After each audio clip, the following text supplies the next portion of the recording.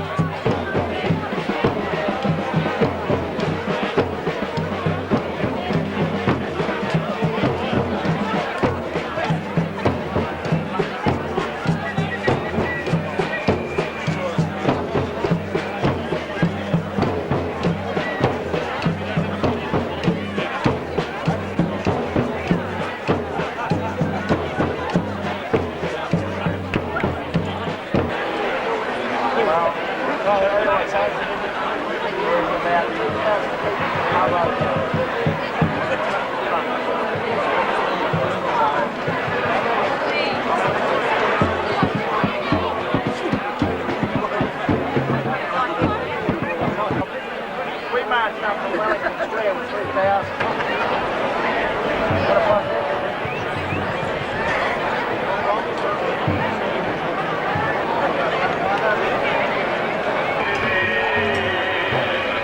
Weave the silvery strands of dead, leaving smoldering fires within. Nature's threads from winter noon, to asbestos dust and dew. Fibrous rocks that mock men's skill, like the silken threads we spin. Magic cloth which will not burn, leaving cancerous burns within.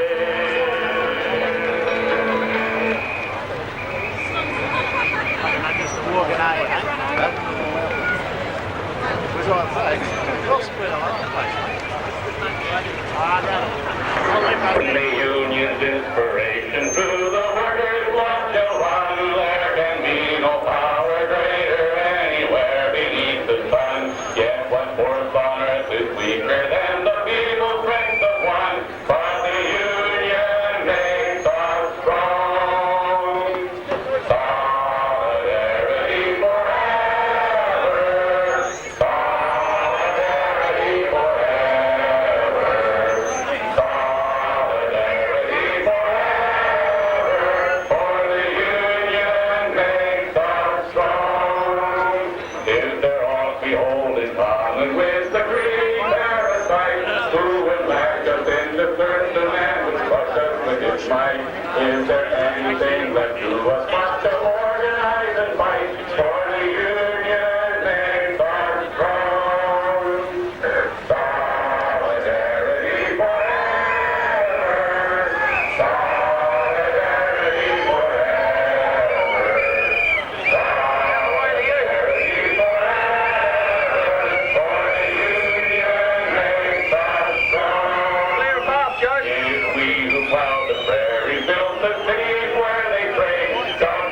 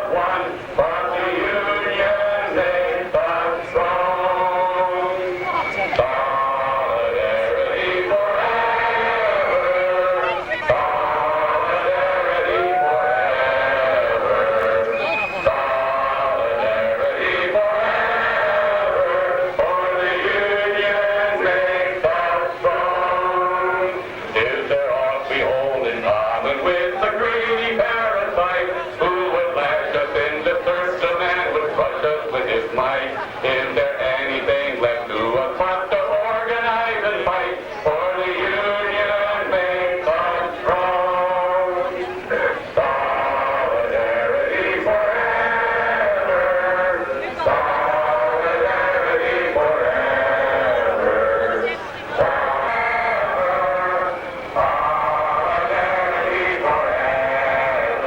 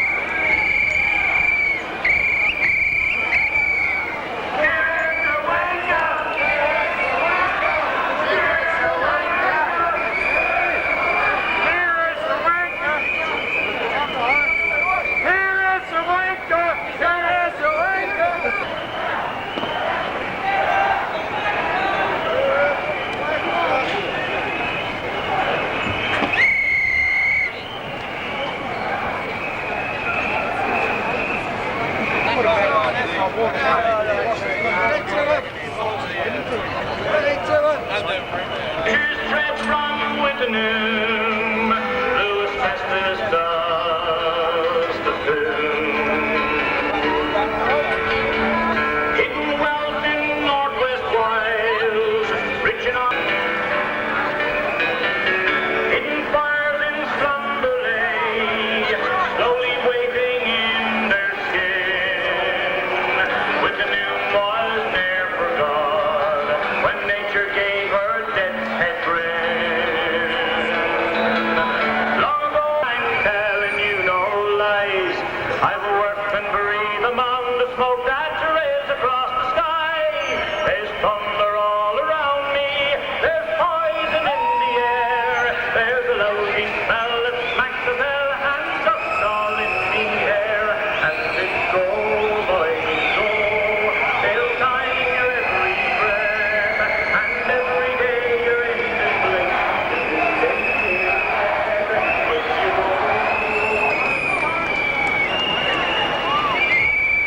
We're angry, we're loud, we're union and we're proud.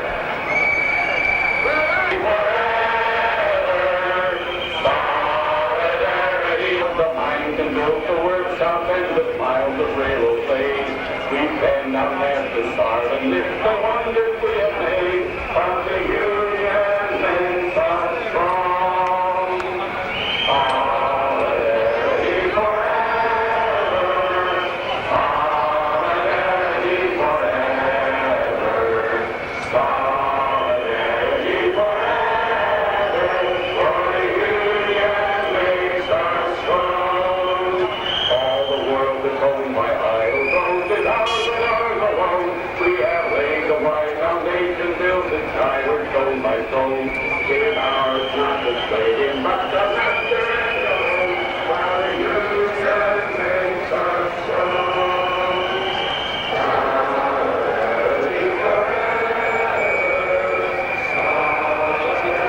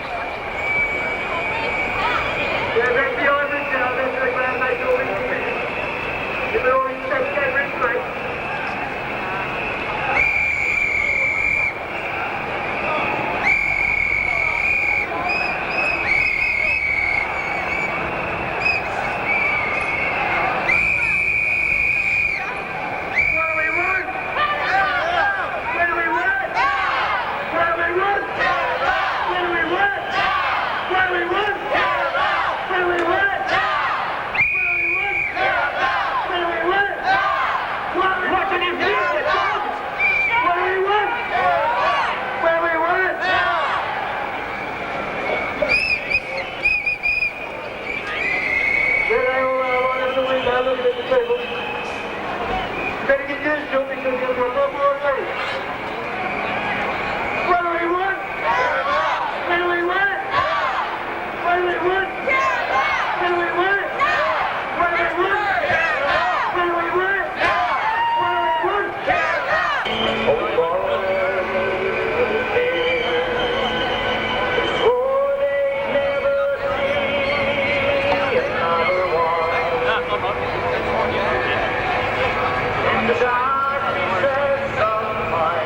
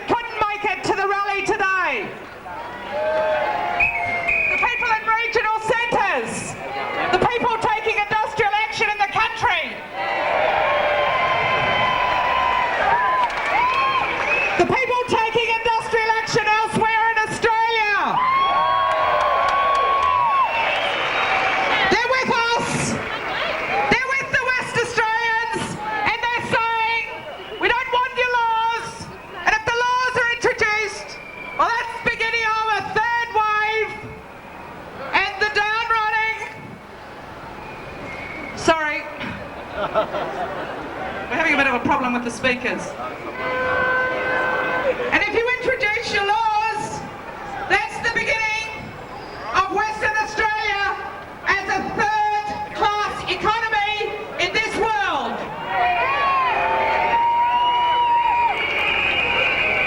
We're the testing ground. We work for the Workplace Relations Act that's conceded, and we continue to be. Well, Graham Kirith and Richard Codd, they're there.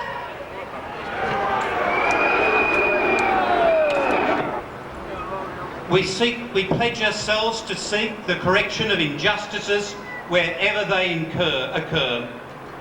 We will work for the eradication of poverty and racism within our society and beyond. We affirm the rights of all people to equal educational opportunities, adequate health care, freedom of speech, employment or dignity in unemployment.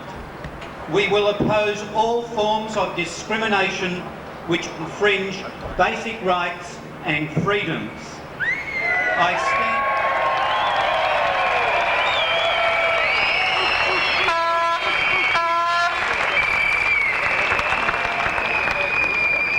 I stand here this afternoon because as a church we are committed to justice, and within the revamped Industrial Relations Amendments I do not see justice for all people.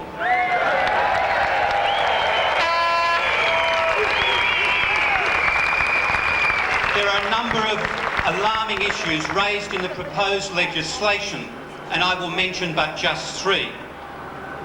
The amendments seek to take from workers their fundamental right to withhold their labour, which is all they have.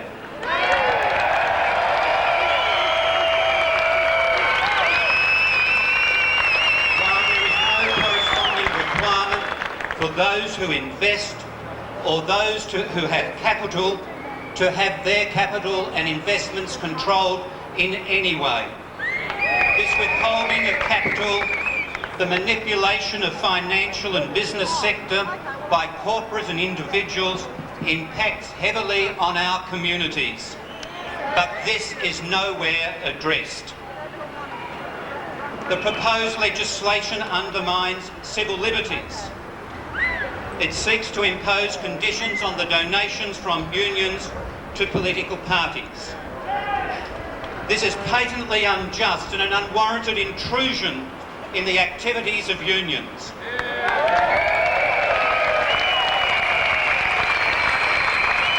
On the other hand, the government does not seek to tell the Chamber of Commerce and the many other institutions and professional associations how they should spend their monies. Neither does it require companies to seek approval from their shareholders before they make donations. This is unjust. The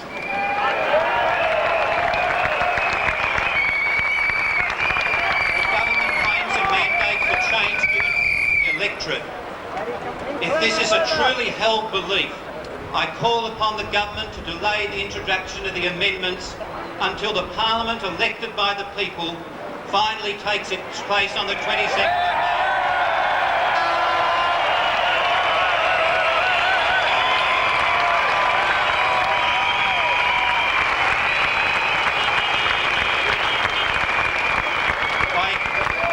The West Australian editorial of the 24th of March stated it quite well, and I quote, "By exploiting a constitutional technicality, by preventing the new council from sitting before the 22nd of May, Mr Kirith is deliberately and cynically thwarting the will of the people."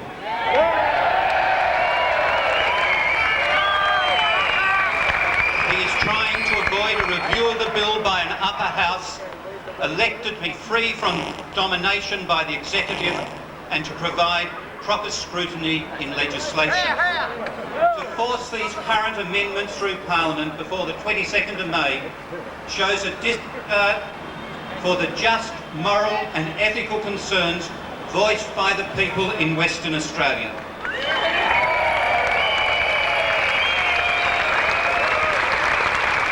At this late stage, Mr Kirith and Mr Court have sought to appease the enormous groundswell of opposition to the third wave by offering some minor amendments without addressing the fundamental injustices implicit in their legislation. If their concern is genuine, I call on them to delay the legislation until after the 22nd of May and to allow their legislation to be tested in the Parliament by the people elected.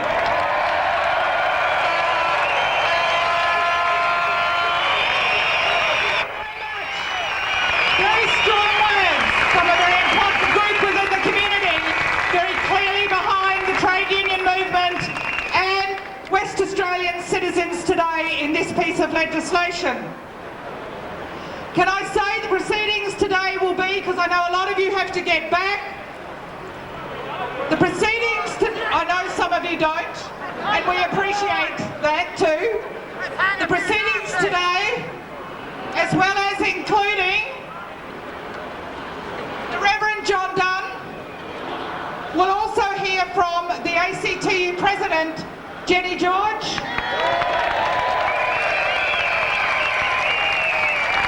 and we'll also hear from Dan Gillen, our international visitor, whom I'll introduce following Jenny's speech. But before we do, guys, a couple of songs. The final speech today, of course, will be our own, our loved, our known Tony Cook.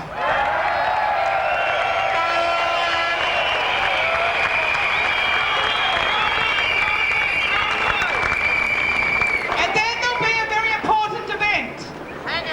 And that important event will be the opening of a workers' assembly here at the Parliament, round on the Secret Gardens, and we'll be asking Jenny George, as the national visitor today, to open the Workers' Embassy. And that embassy will be staffed night and day just to remind politicians and to be available to the citizens of Western Australia information, but also CDs are available, and Bernard Carney's just released a CD including all the songs we're singing today. Okay. Thank you, Bernard. We will all stand together and sing a union song. We will all stand together and know that we belong to the strength of the future in a common working bond. Stand together and sing a union song. There's trouble fast approaching and the skies are overcast, but let us not lose sight of all the lessons of the past, the victories that were fought for in battles loud and long by the millions who sang a union song. We will all stand together and sing a union song. We will all stand together and know that we belong to the strength of the future in a common working bond. Stand together and sing a union song. United we will bargain, but divided we must fall. Injustice to the one will mean injustice to us all. But when we stand together, the future will belong to the millions who sang a union song. Sing! We will all stand together and sing a union song. We will all stand together and know that we belong to the strength of the future in a common working bond. Stand together and sing a union song. We will all stand together and sing a union song. We will all stand together and know that we belong to the strength of the future in a common working bond. Stand together and sing a union song. We will all stand together and sing a union song. We will all stand together and know that we belong to the strength of the future in a common working bond. Stand together and sing a union song. Stand together and sing a union song. song. We'll stand together and sing a union song.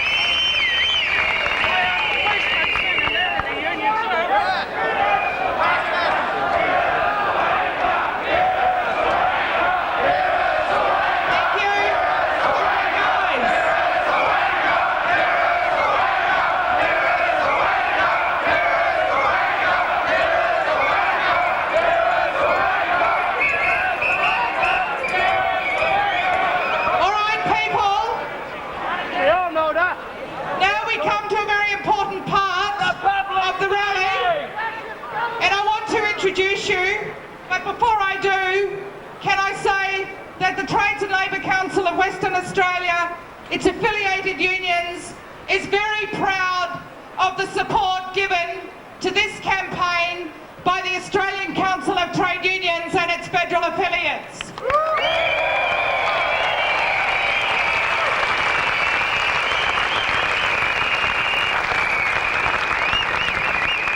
Messages of support have been received from around the country today, and there are some rallies in eastern states' capitals which are marching on the WA Tourism Commission for workers to express their views in opposition to the West Australian laws. Yeah. Well done, eastern states!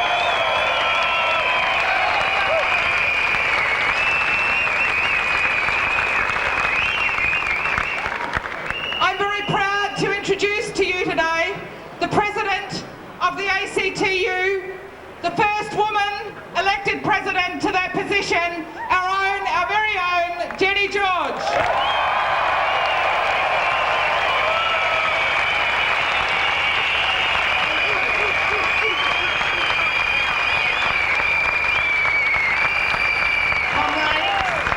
Friends, fellow citizens, church members, people with a conscience, all of the union members and non-members who will shortly be joining our fantastic movement, thank you so much for being with us on this very, very important occasion. When I was here 2 years ago, when we had that magnificent rally, when we forced this government to back off, I never imagined I'd be back with you again in solidarity and bringing you the wishes of workers across Australia in your very just struggle. They think, Howard thinks, Reid thinks, Court thinks, Kira thinks that they can destroy our movement.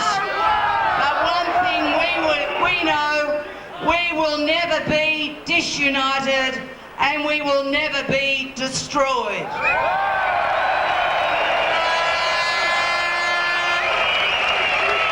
And it doesn't matter how long it takes. You take a step forward, sometimes you've got to take a step or two backwards. You win a few, you lose a few. But this battle we will win because justice is on our side.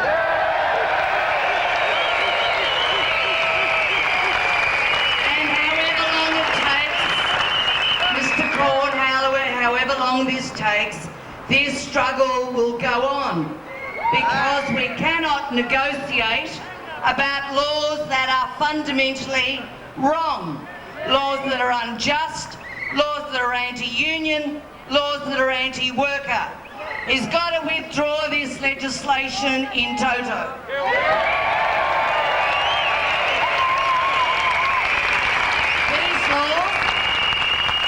These laws are undemocratic and these laws are unconscionable. They are the laws of political cowards who will not wait for the views of the Western Australian electorate as reflected in their votes in the upper house. They are political cowards because they know, as you know, and every thinking Western Australian, that after May the 22nd, these laws would never see the light of day.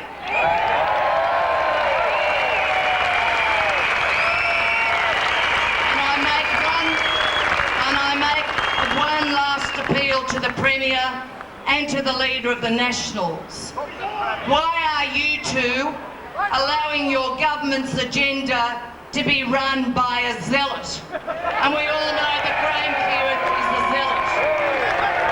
And we all know that zealots make stupid laws. Laws that are not just impracticable, laws that are not just stupid, but laws that show Keirith's zealotry, his bias, his bigotry and his anti-union sentiments.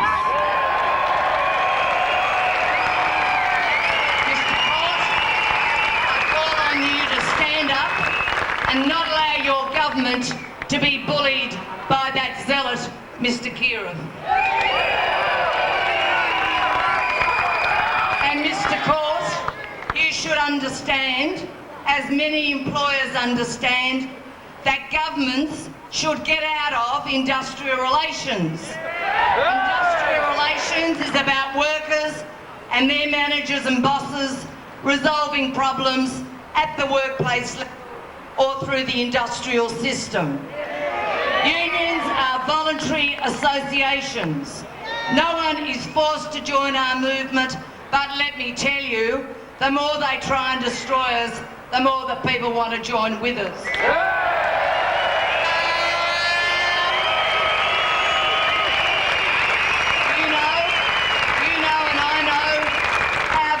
This legislation is. Just let me mention a few things.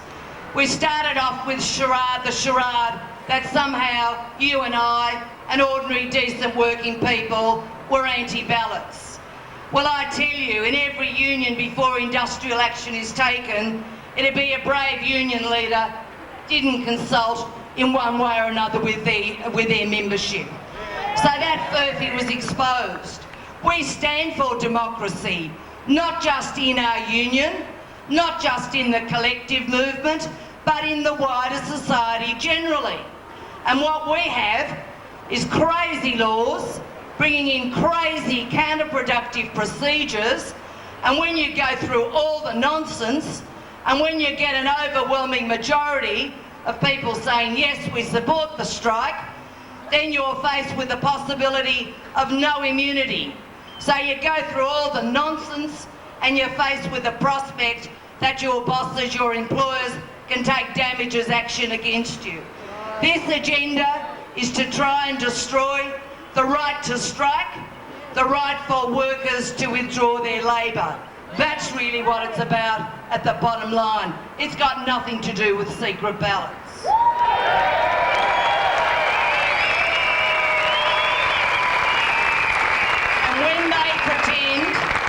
And when they pretend they're the Democrats and that we're anti-democracy, well, you explain, Mr. Keirith, what democracy is there when a union and its members democratically decide to move to the federal jurisdiction and you, a zealot, an individual, can cancel their registration, give their members to another union, whether the members want it or the other union wants them. Their wishes are totally trampled on. No democracy, just a sham. And let's go further. Let's look at the rights of ordinary working people. What this legislation is about making criminals of union officials and workers who stand up to protect and defend the rights of ordinary people. That's what it's about. And remember the old song from the 1890s, when they jail a man or a woman for striking, it's a rich man's country yet.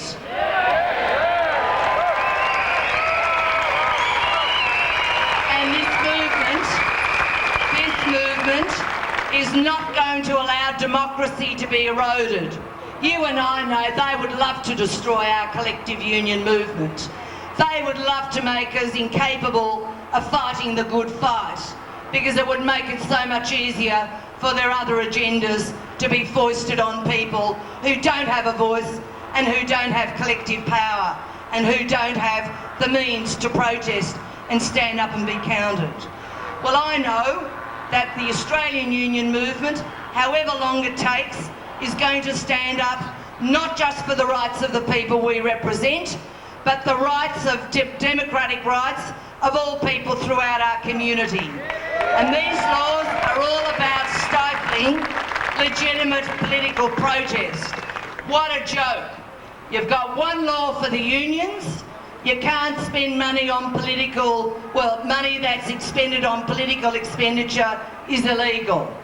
Well, let's look at that in the broad. What that means is that a rally like today, where we're democratically voicing our opposition, would be illegal.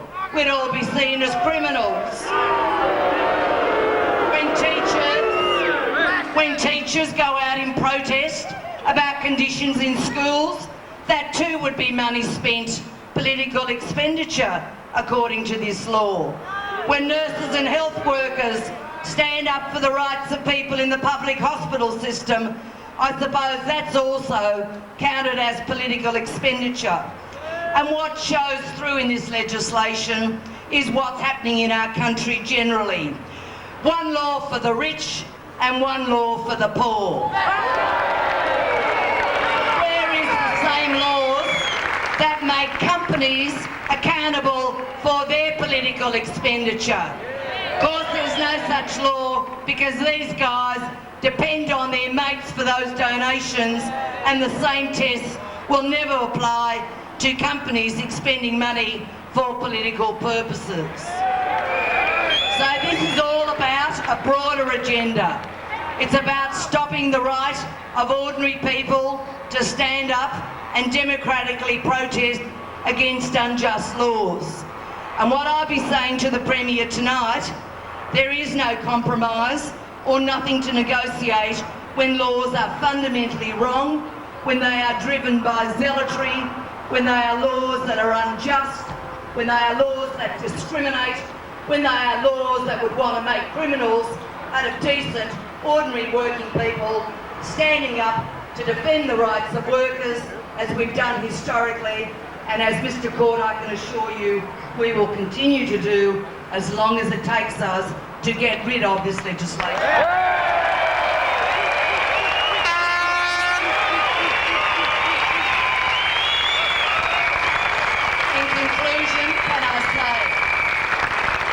We already have good grounds to believe that there is the possibility of constitutional challenge in relation to certain sections of this legislation.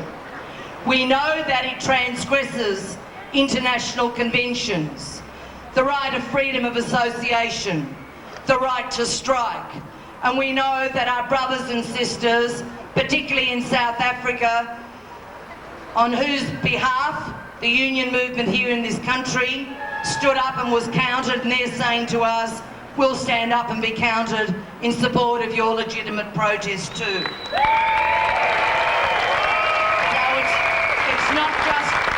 it's not just an issue for WA workers. It's not just an issue for all workers in Australia. And that's why all workers throughout Australia, through me, send their message of solidarity.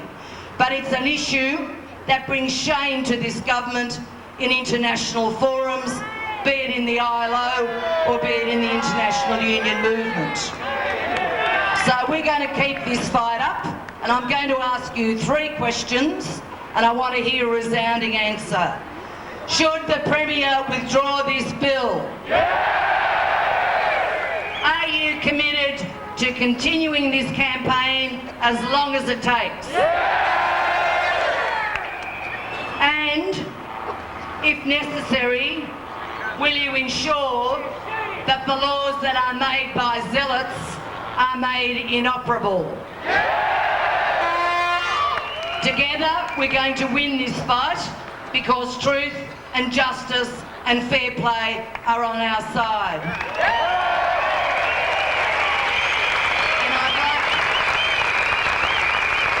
And I'd like you all to just repeat those very important words.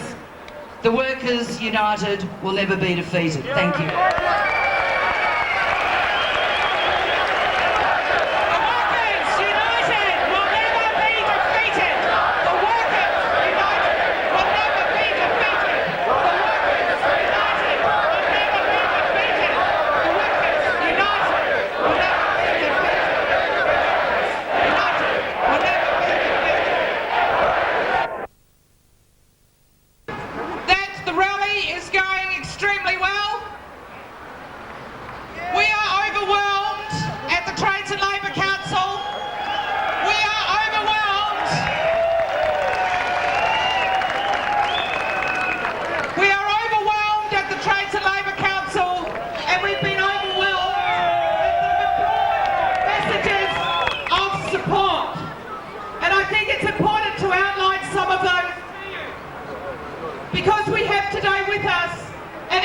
international visitor.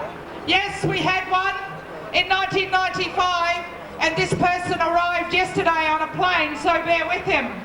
But before he speaks, I just want to read some of the messages of support.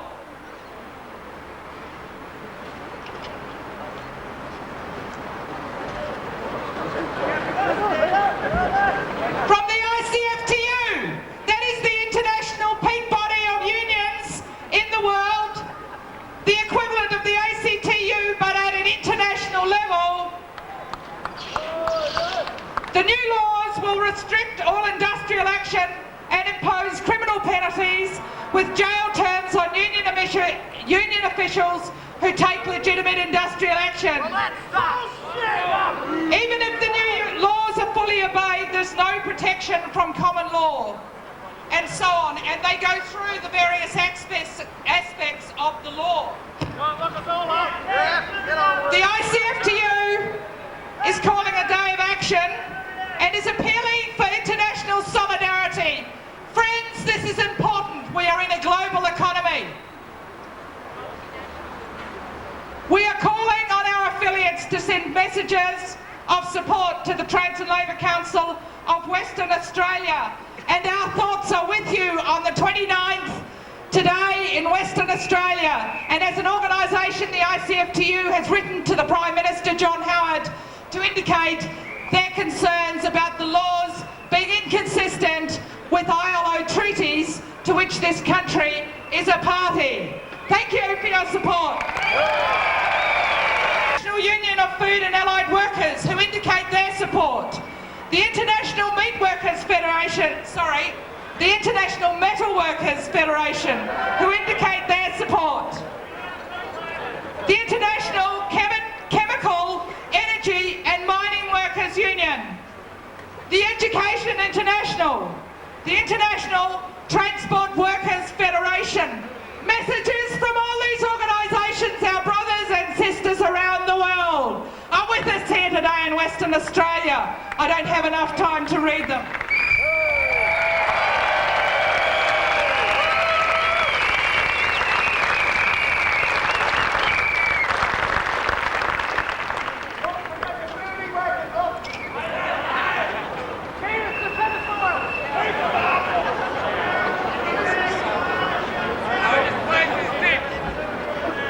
We're just looking for a very important message. Kasadu played in a major role at the last campaign. And here it is. The Congress of South African Trade Union.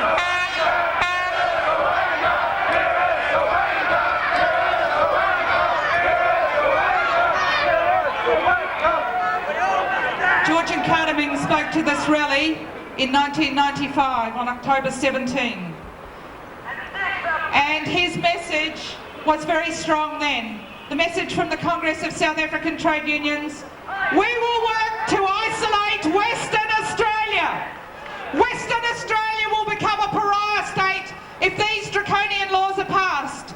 We would warn your government, do not take these threats lightly. We have the capacity in South Africa to deliver. Our workers remember the support Australian workers gave us in our difficult struggle against the vicious apartheid regime. I welcome to the microphone Dan Gilleen, but before doing so, we're going to have a song.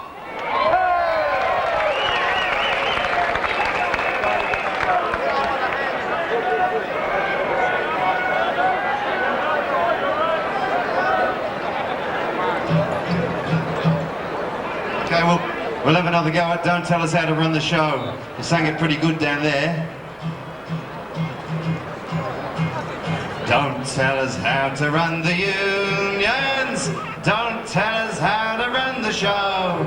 Well, you just can't take away what the union has to say, so the third wave has to go. We see through your paper thin agenda. We know what you're trying to overthrow. But our strength is in the unions. You'll never break the unions. So don't tell us how to run the show. Last year they tried a legislation. Blind Freddy saw it wasn't right. So So we got up here and sang to Mr. Keirath and his gang, and they backed off from their fight. But now they're trying to foist it back upon us. We told them again the answer's no, 'cause our strength is in the unions. They'll never break the unions, so don't tell us how to run the show. It's not just about the secret ballots, it's all about the right to organise. There's too much to lose if we ignore it, so rise you workers, rise. We can't stand by and let it happen. We won't budge an inch because we know that our strength is in the unions. They'll never break the unions, so don't tell us how to run the show. I said our strength is in the unions. They'll never break the unions, so don't tell us how to run the show.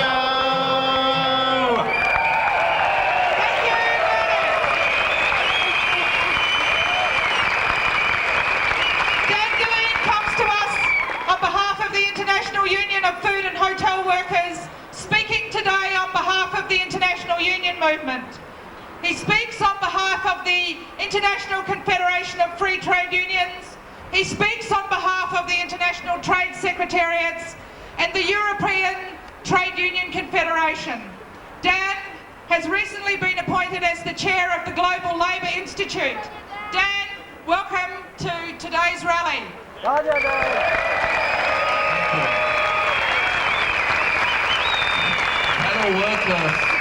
Fellow workers of Australia, sisters and brothers, friends and comrades, I'm here to bring you the solidarity of the international and the European trade union movement.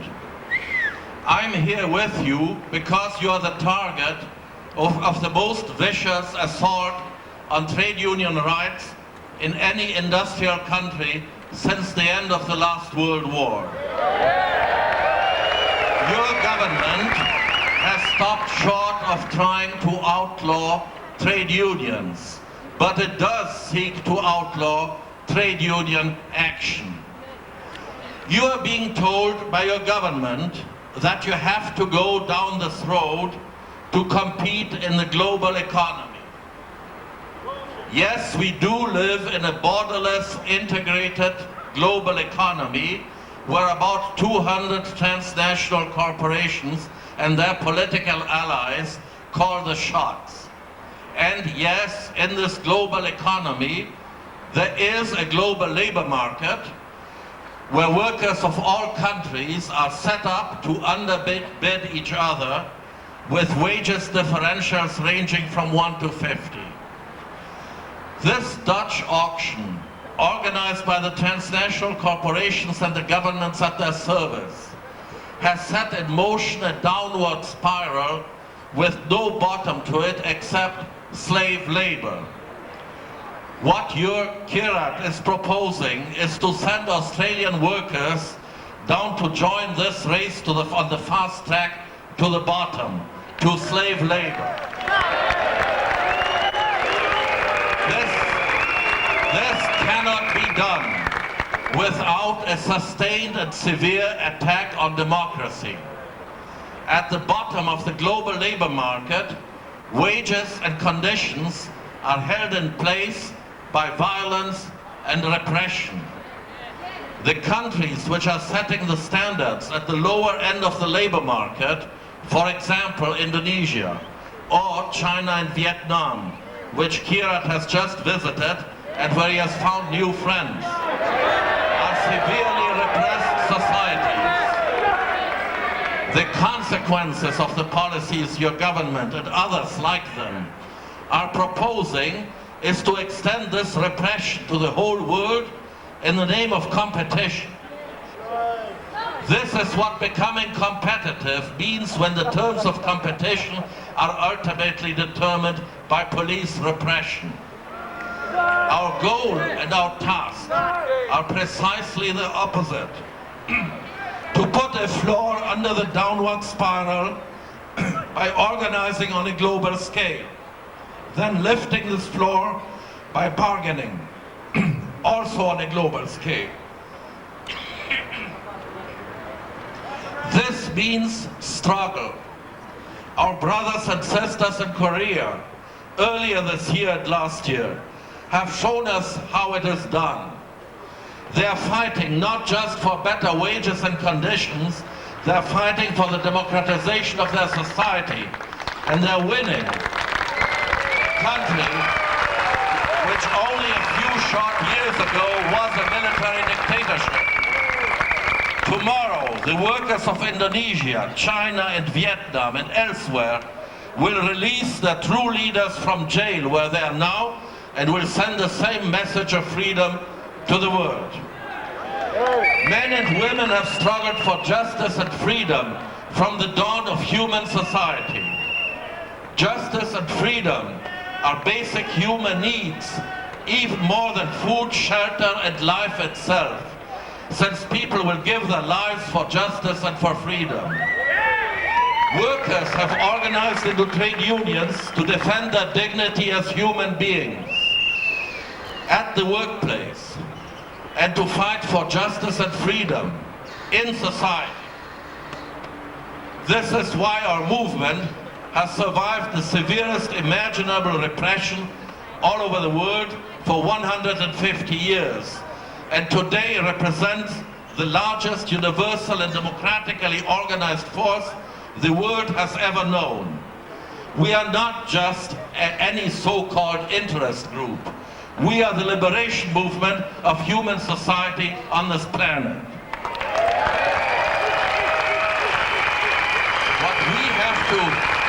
What we have to contend with, what you have to contend with, and all of us, is incompetent little people, driven by hatred and by greed, determined to enjoy the spotlight and the rogues gallery of would-be union busters.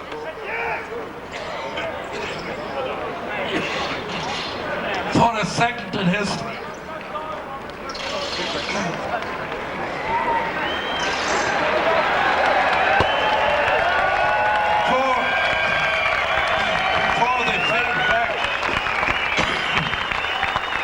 before they fade back into the darkness where they came from.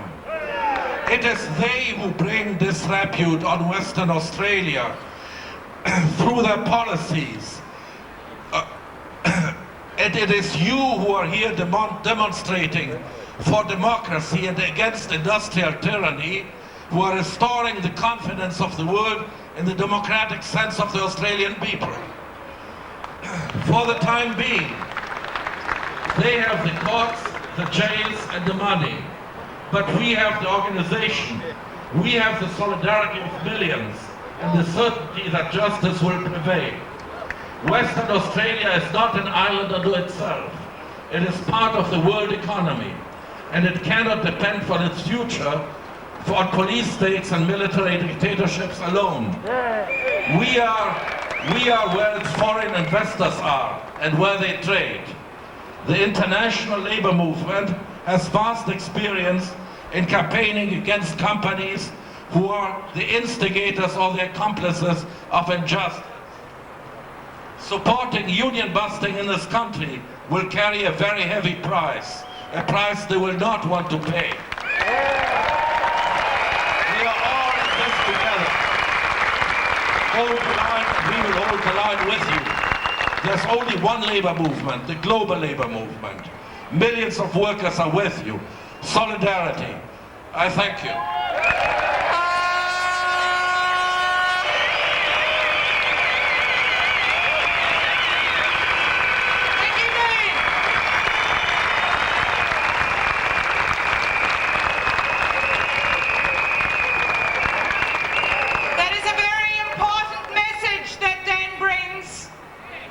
We conclude that now and welcome to the stand and the microphone. But before we do, there is a big message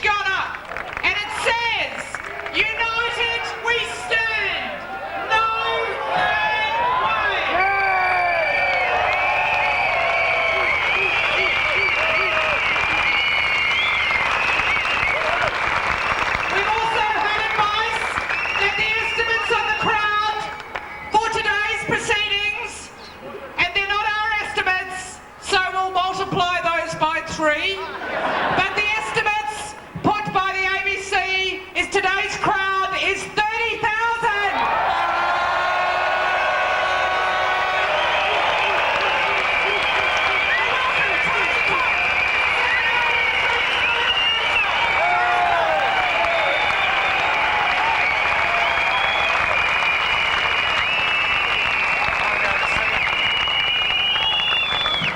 I'd just like to be able to see people, so could the cameras withdraw, please?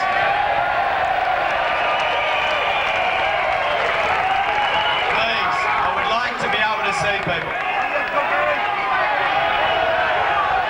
Thank you.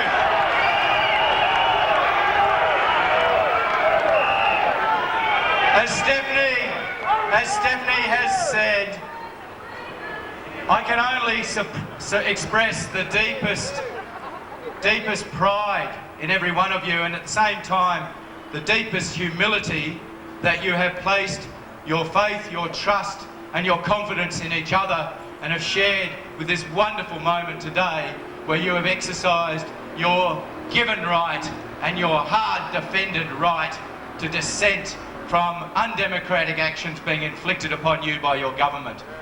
I thank you for being here.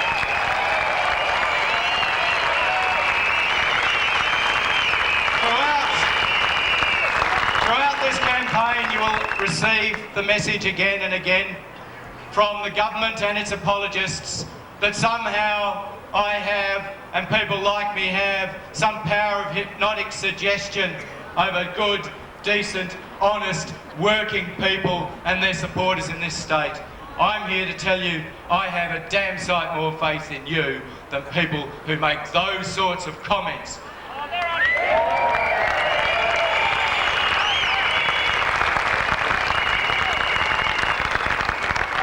I have the confidence in you that's necessary to share private thoughts, and I'll share one with you.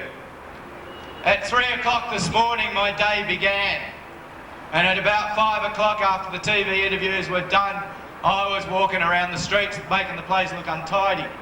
I wondered what the hell I was going to do for a couple of hours since I didn't have my keys to the bloody office. So I decided to go home. What do when you go home?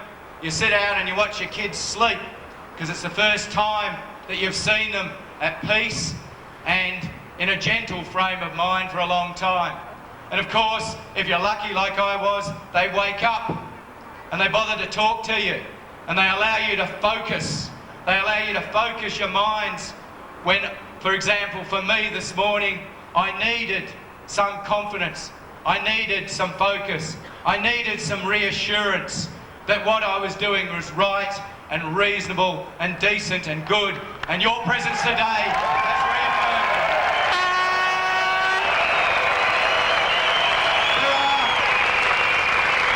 There are so many people to thank. People to thank, but I just want to thank some of them, the ones that have come to my attention. Firstly, buried out there with a couple of her friends from the Carlisle Bowling Club, my mother, along with a lot of other supporters for the area. And I'm going to ask you, please, feel free, feel comfortable in our company. How many of you, feel free to show your hands, how many of you are not union members at this moment? Thank you for being with us.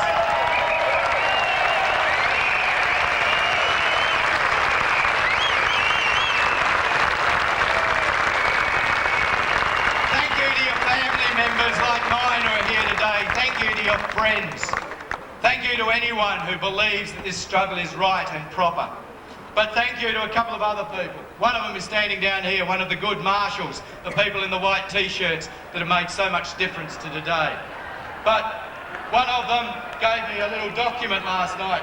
I thanked him personally for giving it to me. It was just some private thoughts, just some reassuring comments. But in the document, he went to make a quote, and it's a quote from a guy named Edmund Burke. Edmund Burke's an old liberal philosopher from way back, the sort of people that Richard Court says he believes in. And what Edmund Burke said was that all that is necessary for evil to prevail is for good people to do nothing. glad to say you good people are doing your bit.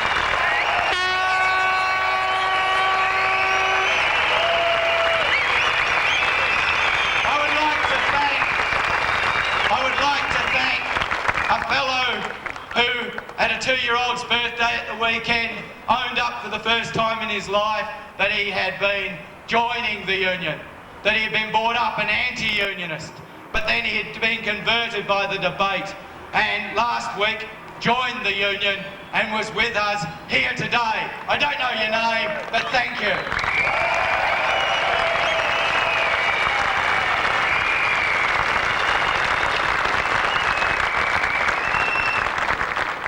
And I thank all of those who will continue to offer us support. The International Trade Union Movement, the ICFTU, just so you get an image of it, its local operation in Asia represents 33 million workers in 29 countries. With that sort of strength, with the strength of spirit that you've displayed today, with the willingness to demonstrate your position, to record your views, we will defeat this legislation.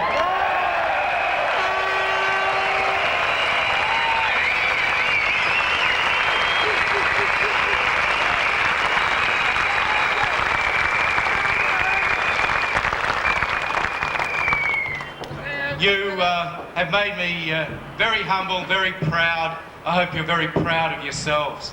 I hope you're proud enough to walk away from here and go to the next person you meet who isn't here and say, why weren't you there? It was a bloody good time. We got our point across, we got our message up, and we'll do it again. But please, next time, could you come with me? Because this is a struggle that isn't about me. It'll never be about me. I mean, I'm in my early 40s. I've got my skills behind me. I've got the opportunity to make a career. I'm blessed with the privilege of representing working people. But what about my kids? I stand before you not as the Secretary of the TLC, but as a citizen of Western Australia, saying to you that I would be an unworthy citizen if I allowed this sort of legislation, and I know you all feel the same, if I was to allow this legislation to be inflicted on my 2-year-old so that she would suffer it for 16 years before she was old enough to vote in a state election. That is what the debate is about. We can never lose sight of the true victims. And I'm telling you that I'm saddened. I'm saddened by the fact that this legislation has distracted all of us from positive things. If we lay down and let this legislation sweep this state, affect the future generation, pass on that stain as a legacy to our children and our children's children, would it create one job? No. Would it make one job more secure? No. Would it make one job fairer in any workplace in this state? Absolutely. Would it make one job safer? Would it deal with any critical issue that our citizens are worried about? Union member or non-member, they're worried about the jobs for their kids. They're worried about whether they have a job next week.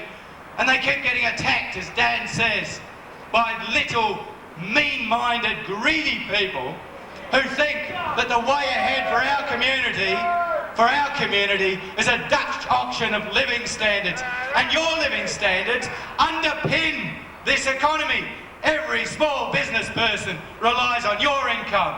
You're not the people who go to Europe for your summer holidays. You spend it in the Mandurah Caravan Park or at Monkey Mire or at Rodney's. You spend your money. And if people haven't realised that, they've got their head where the sun don't shine. So I will finish by just saying to you, we have the opportunity to celebrate today.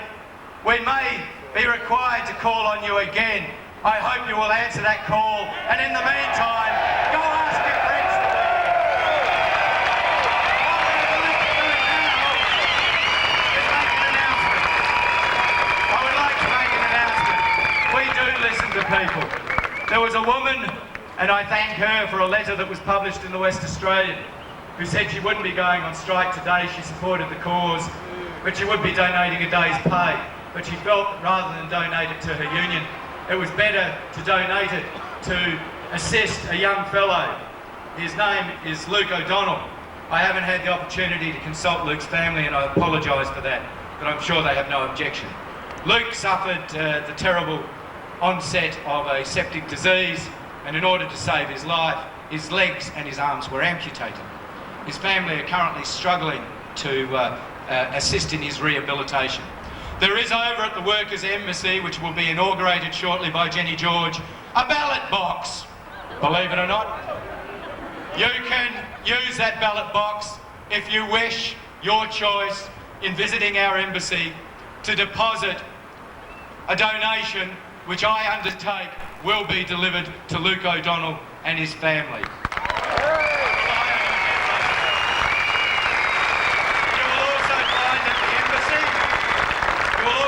At the embassy a mailbag. I had it illegally in the back of my car, and I admit it, and I surrender it to the authorities. It is a Australia Post mailbag, and there are 5,000 postcards which need to be signed and delivered to Richard Court. If you want to take the opportunity to sign your postcard today, you can put it in the mailbag, and I'll take great pleasure in delivering it personally on your behalf. So, thank you for being here. We will ask your patience and indulgence in clearing a path for Jenny to move over to the Workers' Embassy, which will be over on the right-hand side as I face you, your left. And there will be an inauguration of the Workers' Embassy. As Stephanie has indicated to you, that embassy will be located here permanently for as long as it takes to ensure that this legislation is defeated, and as a constant reminder to our elected representatives that working people do care, they are watching, they are judging, and they do believe in the fundamental democratic institutions of our society. Thank you once again for being here. Bernard is now going to give you a chorus of Solidarity Forever. Thank you, Bernard.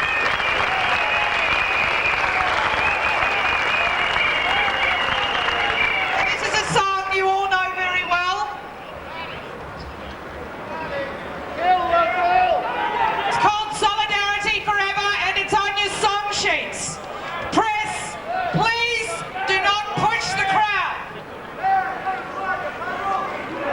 It's also on your CD. Can I say that the CDs, thanks to Bernard and the team that have worked with him day over the last week to pull the CDs together. We've got the CDs, they're selling for $10, which I think is generous, so here we go.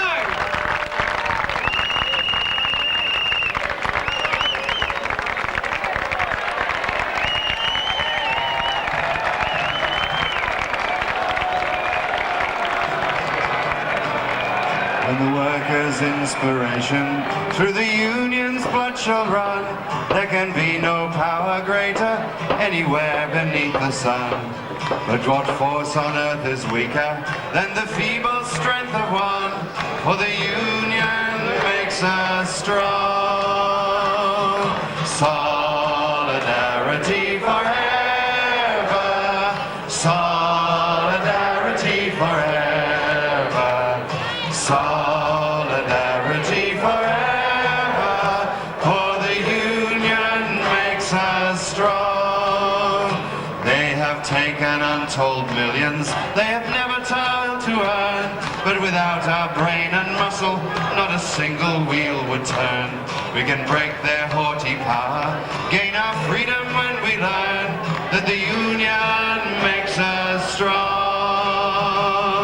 Solidarity forever. Solidarity forever. Solidarity forever. For the union makes us strong.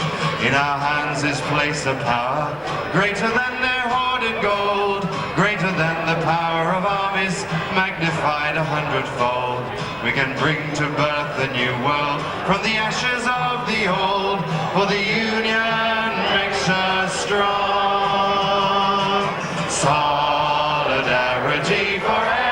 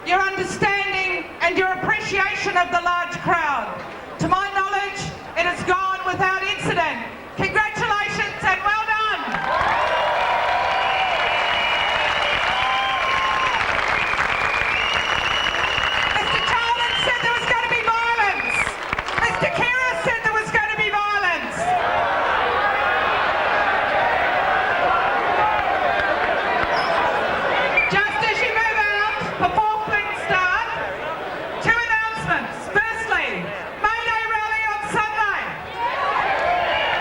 11 a.m. at Fremantle Esplanade.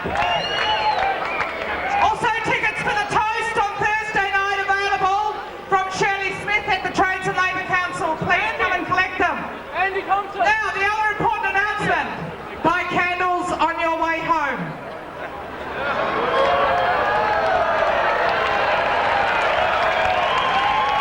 I understand we will be without power tomorrow.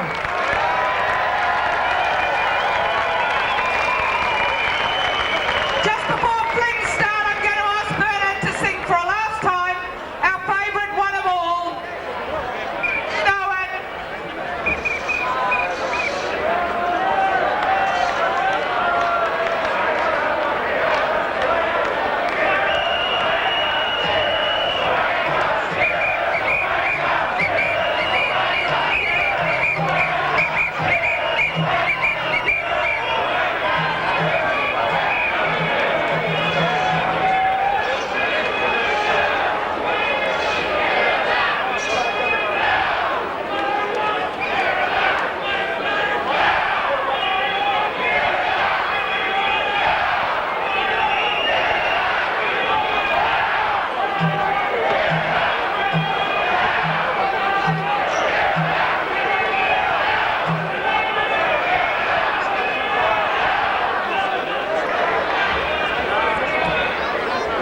Just a moment, there's an important announcement from Kevin Reynolds.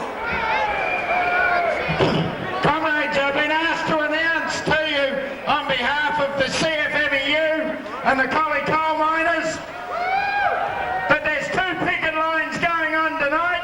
One on the Muja Power Station at 6 o'clock tonight and one on Premier Coal Mine in the morning. So as Stephanie said, get your generators, get your candles, because there's no bloody power.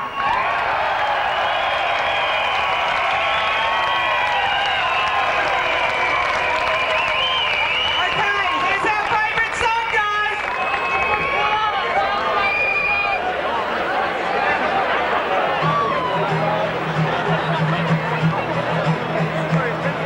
We're gathered on this hill to oppose the unfair bill. If it goes ahead, our rights are dead. It can only bring us ill. Conditions all will fade.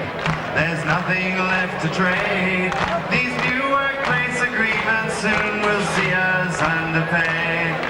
Oh, you don't get me, I'm part of the union. You don't get me, I'm part of the union. You don't get me, I'm part of the union. Till the day I die. Till the day I die. Well, they're taking us for fools in our hospitals and schools as they shoot the blame to a log of planes, but never their new rules. Conditions all will fade. There's nothing left to trade. These new workplace agreements soon will see us underpaid. Oh, you can't get me, I'm part of the union. You don't get me, I'm part of the union. You don't get me, I'm part of the union. Till the day I die. Till the day I die. I said you don't get me, I'm part of the union. Don't get me, I'm part of the union. Don't get me, I'm part of the union. Till the day I die. Till the day I die. I said you don't get me, I'm part of the union. You don't get me, I'm part of the union. You don't get me, I'm part of the union. Till the day I die. Till the day I die. You sing it. You don't get me, I'm